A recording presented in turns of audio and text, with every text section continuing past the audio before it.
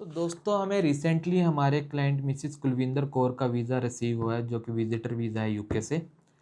इस वीज़ा की जो खास बात है, ये जो लेडी है ऑलरेडी यूके में ट्रैवल्ड थी अप्रैल 2022 में, जहाँ इन्होंने 4 महीने यूके में स्पेंड किए। उसके बाद ये लेडीज़ दोबारा मई 2024 में यूके ट्रैवल करा, जहाँ इन्होंने 5 मंथ यूके में स्टे करा। एक्चुअली इनके सन और इनकी डॉटर इन लॉ यूके में है, तो मोस्टली जब भी ये यूके विजिट करते हैं तो अपने सन के पास या अपनी डॉटर इन लॉ के पास रहती है और वहाँ पे टाइम स्पेंड करते हैं।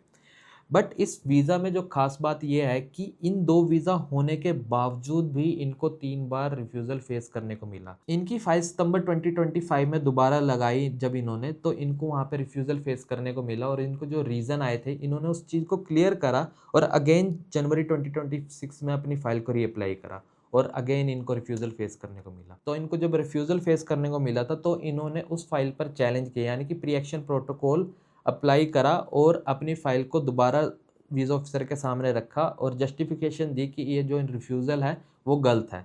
बट एट लास्ट इनको अप्रैल 2026 में इनके जो प्री एक्शन प्रोटोकॉल है उसमें भी इनको रिफ्यूज़ल फेस करने को मिला। अब जो ख़ास बात ये है कि इनकी फ़ाइल हमारे पास जब आई तो ऑलरेडी इनकी 3 रिफ्यूज़ल थी और ट्रैवल करने के बावजूद।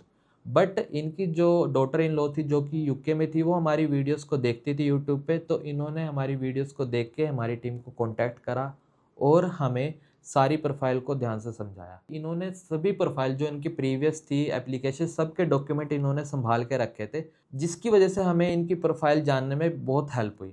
अब जो इनकी प्रीवियस रिफ्यूज़ल थी, वो काफ़ी छोटी-छोटी मिस्टेक की वजह से थी, क्योंकि इनके अकाउंट में फंड्स था और ये जो लेडी है, ये यहाँ पर एक हाउस होल्ड छोटा-सा बिज़नेस करते हैं अपने घर में।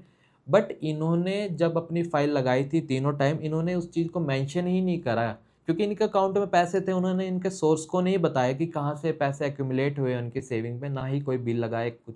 बट जब हमें इनकी प्रोफ़ाइल मिली, तो हमने इनकी प्रोफ़ाइल को अच्छे से स्टडी करा और एट लास्ट इनके सभी डॉक्यूमेंट के साथ इनकी फ़ाइल दोबारा रीअप्लाई करी 21 मई को और इनका हमें वीज़ा रिसीव हुआ है 5 जून को। तो दोस्तों, अब बहुत से लोगों के मन में एक डाउट होता है कि रिफ्यूज़ल आने के बाद वीज़ा नहीं आता, बट ऐसा टोटली एक मिथ है।